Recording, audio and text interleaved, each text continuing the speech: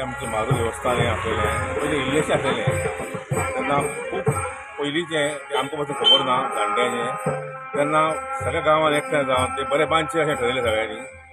त्या प्रमाणे सगळ्यांक साहित्याक जमा केले आनी बांदपाचें स्टार्ट केलें इतकें देवस्थान आहा की जागृत तेन्ना मोठ्या प्रमाणांत आमी तो उत्सव करपाक गेलो आतां 5 वर्सां जालीं आमी उद्यापन केल्यार ही आमची पुजा आहा ती सत्यनारायणाची